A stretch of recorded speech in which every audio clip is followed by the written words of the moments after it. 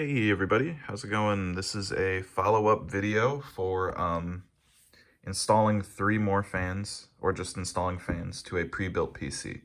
Um, so the explanation of this can be applied to most any pre-built PC, especially ones that only have one 4-prong chassis port. So if you're already at that point and you're like, shit, I only have one 4-prong chassis port and I want all my fans speed controlled, this is what you have to do. So just to go over what I have again, I have a B450M motherboard from ASRock, but any motherboard is applicable, and I'll explain what to do and what to look for. But first, I also have a port, PWM fan hub. Really anyone works. This is the one I got off Amazon. And then I got these fans. They were relatively cheap off of Amazon again. You know, I don't know the merits of certain brands versus others, but this is what I got and it's been working. So this is what we're gonna go off of. So the first thing that you're gonna wanna do is you're gonna wanna look at your manual or your physical fans. But you're gonna notice 2 things about these physical fans. They have 2 different cables.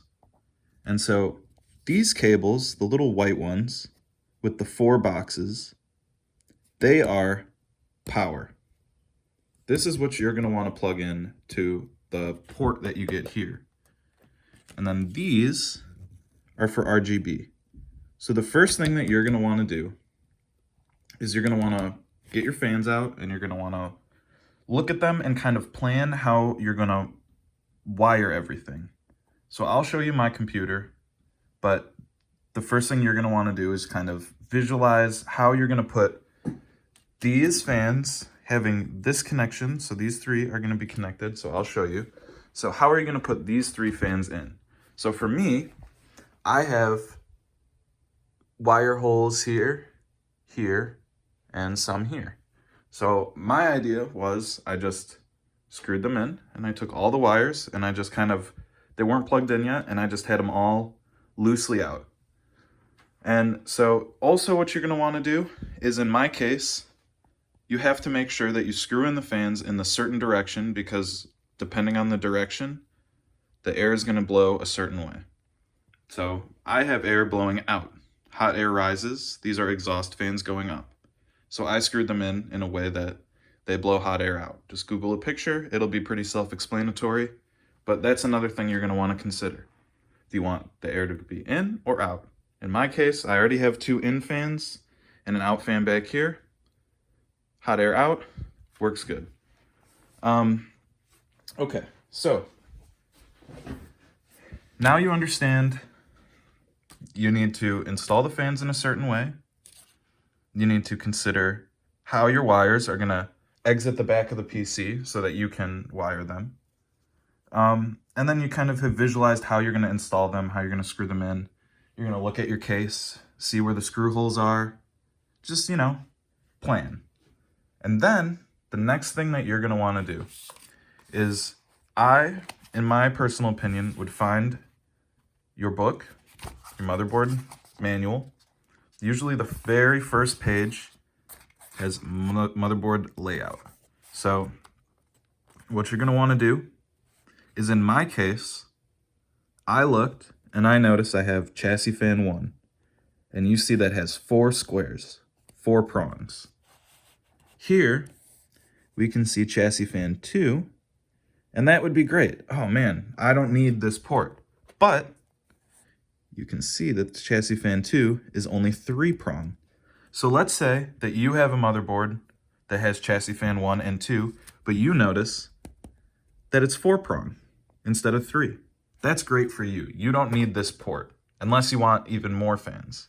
But let's say you're just you want to install these 3 fans specifically into a pre-built PC, and your motherboard already has a 4-prong chassis fan 2. You do not need this. You can plug in these outputs directly into the motherboard just as the manual instructs. You're gonna daisy chain them and boom, your fans are good to go. They are speed controlled. But for my case with the B450M, and if you also bought my Prebuilts, or if you also bought, not my Prebuilt, if you also bought the Prebuilt I own, you will have a B450M, and your issue will be that only one port is speed controlled. So the solution to that is to get this. So let's go over the wiring now, and I will try my best to show you guys what exactly to do. Okay, so we've talked about our wiring and our 2 ports. We have our power, and then we have our daisy-chained RGB. So let's not even worry about this bottom part, because in the way that I'm going to set this up, you do not need an RGB, a second RGB hub controller. So just, you basically have this. So then what you'll want to do is you're either going to get one or you're going to need to buy one separately. You're going to need to, or you know what? No, you don't need to do that, because what you can do, so let's talk about this. So, so in my case, what I have done is I have taken the 3, so here's 1, and then here's 2 and 3, and you can see all of these are coming out of these 2 and up here, and these are the power outputs of these fans, or power outputs. So what I have done is I took the included cable. The red just means that it is the dictating fan of the full array. So it's not taking the 3 controls of these fans, it's taking the control of the red and applying it to the rest of the array, which is perfectly fine. So you're gonna wire the 3 power outputs and then take the single 3-way connector that your 3 power of the fan. So you can see I have 1 coming out here into here, and then 2 close by coming from these 2 fans here into the 3-way. All these connectors, how you can see that they're like this. All 3 of these are a 3-way splitter, and it is entering into fan port 2 on your hub. So what you'll also want to do is, we were talking about the chassis fan 1 port. You're going to want to find that on your computer. For me, it's behind the radiator, and you're going to take what's already plugged in to that chassis fan 1 port and unplug it. And in my case, I fished it out of here. It was a little bit tricky. I cut a few, zip cords, and it's barely coming out, but that's okay. We don't have to worry too much about it. You can see how kind of tight it is, but I got it out and I plugged it into the number 1 port on my hub. So when it's plugged into the number 1 port, it is similar to the red, it is the controlling factor. So what I basically did there is, when you unplug what's plugged into chassis fan 1, you are taking the fans that have already come with your computer from the factory. In my case, it's these 2, and either this one or this one back here. But basically what you did is you're taking the array of the already fans, plugging it in to the hub. You're taking the power of the fans from the ones that you installed here, and you're taking those wires you fished out, the ones that you put in your 3-way array, or you didn't, and you plugged it in here. Or similarly, you could just take these, like this output, basically the power output, and just put it directly into the other ports. In my case, I have 10, so you could have infinite fans in this scenario, but the application is the same in that you want to take the power and put it in here, and then you take the output of this hub, which is, in my case, is this wire, and it's coming back through into chassis fan port 1 behind the radiator and the motherboard, or the GPU. So doing that, you're basically taking the already chassis fan 1 port, putting the new fans that you want to also be speed controlled, and then putting all 6 of those fans into the power back there. So that's great, but we still need to address RGB. So there's a few different things that you can do. So the first thing that I'll talk about here is you can take these daisy chained RGBs and then take the one single output that you want. So you've plugged all of them in. You can see that this one, you just leave it covered. That's just like a dead end. It's not going to affect anything. But then you daisy chain, and then you have one output. So it recommends that you could plug it in to this cooler master and then power it. Sure, you could. There's nothing wrong with that, but the RGB will be different from the ones on your computer. So let's say that you want these fans RGB to be controlled by the motherboard. So as it says here, you can take that daisy chain and just plug it directly in to a port like one around here. Let's see if we can find it. Should just be right down here. Yeah. You can see RGB header LED 1. So either of those will basically work.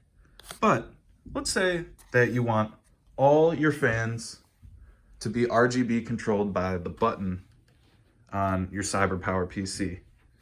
So what I did, and as you can see here, these little couplings, these are the linked cables. So I took one, it goes into another, and then there was conveniently one RGB from this little board here that was just not plugged into anything.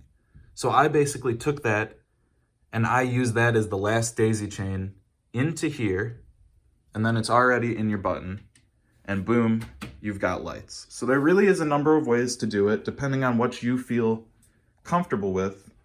You can wire it in a certain way to really have these lights controlled with the motherboard, a separate hub, or if you have the same PC as me and you want to do exactly what I did, you may or may not have this. You know, this is the thing, I don't know what they do for these PCs, but in my case, I had, you see these little connectors that are taped with black tape? There was just one that looked basically like this in the PC already, and I took the daisy chain of the RGB, connected it to that loose one, and then that was, boom, connected into the daisy chain here, and then everything was controlled here. So now I'm going to show you guys a few things that you can do with your software that will potentially boost performance, and also just to show you guys how you can control your fans. So I'm going to show you guys a few different things. I forgot one very important aspect. You also need to make sure that you take the power and plug it in down here to one of the open power outputs from the power hub, or the power unit, you know? So you need to make sure that this is powered so that your fans can be powered. But other than that, your wiring is good to go. I just thought I needed to include that just in case. All right, guys, so now you should be at this point. You got your fans going. Your fans are all controlled together. Awesome. So next, another thing that you can do is let's talk about the BIOS. So now, the first thing you're gonna want to do is restart your computer. Okay, it's restarting. And once you get into the booting screen, all right, now you're just gonna wait. You're gonna wait. And you kind of got to be a little fast with this because you got a NVMe drive. It's a little bit fast. You're gonna hit F2. F2 is gonna open the BIOS of your motherboard. Okay. And now you're here. So really, let's just talk about the fans. There's a lot of things you can do here. You can look yourself, but so let's say you installed your fans to the motherboard with RGB. This is where you would change the colors. But for here, we're just really after this. So you're gonna notice now, if everything is set up correct, you should have a CPU fan 1 settings and a chassis fan 1 settings. And you should be able to also see the RPMs of all the fans. So the CPU fan, I like to put everything, I put it at performance mode. It's really just how loud you want your fans to be, but we're gonna do a couple different things too that's gonna change other settings of the fans. So this is just kind of the first thing. Then you're gonna wanna change the chassis fan 1. I have it on motherboard. If you have it on CPU, it's gonna be fluctuating quite a bit and it's gonna, change a lot. Having it on CPU will definitely make your computer cooler, but I have it on monitor motherboard, and I'll show you how to kind of adjust those settings to get even better, more accurate cooling to what the motherboard temperature is. It's also on performance mode. So if you see all this is good in the BIOS, your fans are working. Another way that you can check is if you want to make sure that your fans are not blowing at full speed, you can just change your fans to full speed and then restart your computer, and it'll blow much louder and you'll know that they're being controlled by the temperature. But this is enough really indication to know that it's working. So I'm gonna hop over to the actual computer and I'll show you guys some software that you can use to change the fan speed and do a little bit more with your computer. All right, folks, we are now on to the software portion of what we would like to change on our computer. So there's just a few programs I'd like to draw your attention to, depending on what software you have, or what hardware rather, my apologies. So the first software that everybody can use is called Core Temp. So if we look at Core Temp, we'll see a few things. Core Temp is really beneficial for what I really like to use it for is here, the temperature reading. And I like it the most because you can easily go here and reset the high and low. So let's say you were playing one game. All right, now you just let your computer rest for a little bit. You can reset those high and low values and test it out on a different software, or you can do a frame of time. It gives you good readings. And I like to use this. It's pretty much the lowest impact on your computer in terms of testing the core temps or the CPU temp. So that's really what I like to use it for. There's other things you can see, the load of each of your cores, etc. But really, this is what I like to use it for here. And then we can talk about MSI Afterburner. And Afterburner I use because I have a MSI graphics card.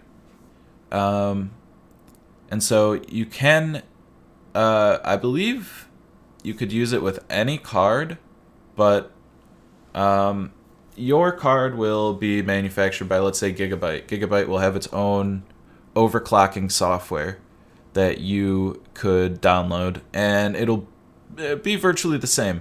But this is my overclocking software, and you'll want to find yours based on what hardware you have. But it can do some cool things where you can basically scan, and it will set a curved overclock for your GPU. So if you have a similar, 3070, a new graphics card or something like that, you probably want to look into overclocking. And then similarly, I think most of us at this point have Ryzen's. So if you have a Ryzen for CPU, you'll want to download the Ryzen Master software. So you can control if you want to auto OC, or if you want to just monitor the temp. This is another way to There's more things you can do here in the advanced view. I am not going to pretend like I'm an expert. This is a lot of different settings, different adjustments, but this is where you'll find it. Let's say you want to. This is where you would find it.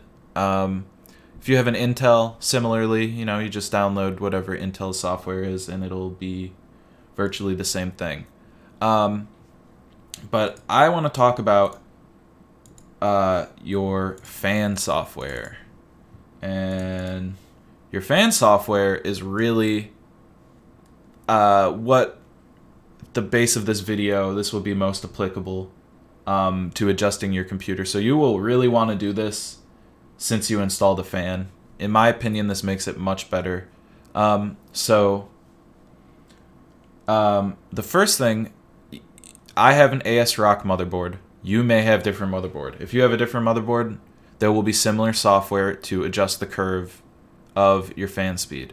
So in my scenario, I have an ASRock motherboard. That's what I'm using.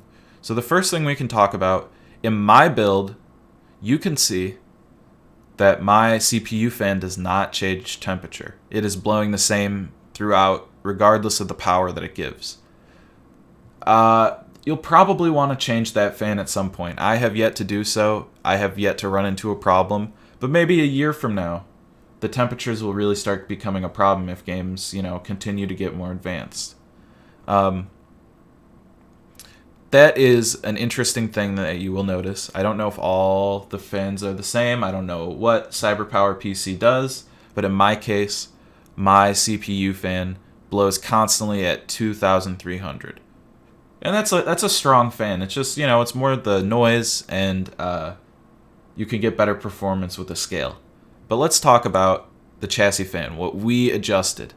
So what I noticed is that when my CPU was around 90, my motherboard would really only be around 40 to 45. So I did the most drastic increases in that range. When I noticed, what you'll want to do is you'll want to play your most intense game that you have, use core temp, and reset it right before you start it, and play for like an hour. And I have two monitors, so I had it just open on the side, and I kept track of when I noticed, okay, I'm noticing higher temperatures, around 45, I said. So I adjusted that. I have the biggest incline, the biggest slope here. You can really mess with these settings, but the main gist of it is you're going to want to create the biggest increase in speed when you notice that your CPU is getting higher. And then you'll want to compare it to what the motherboard is. So when my CPU was getting to be about 90, I noticed that the motherboard temperature was between, it would get around a 44, 45. So I have the biggest increase around here. I have a drastic increase as the temperature goes from 20 to 40. So idling, it's always at 50. And then it slowly increases. When it hits 40, it's at about 70.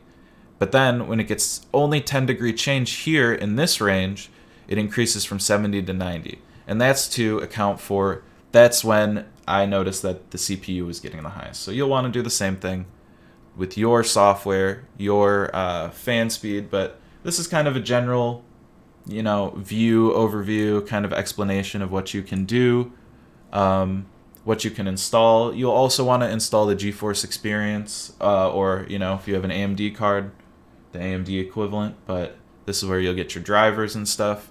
But yeah, guys, so I hope you enjoyed this overview and tutorial and explanation. I tried to go as in-depth as I know and kind of ran you through my process and how I got my computer where it is now. So I hope with these little tweaks, you guys will notice better performance, lower temperatures, and just an overall better experience. So yeah, guys, any questions, just leave it in the comments below, and I'll try to help you as best I can. All right.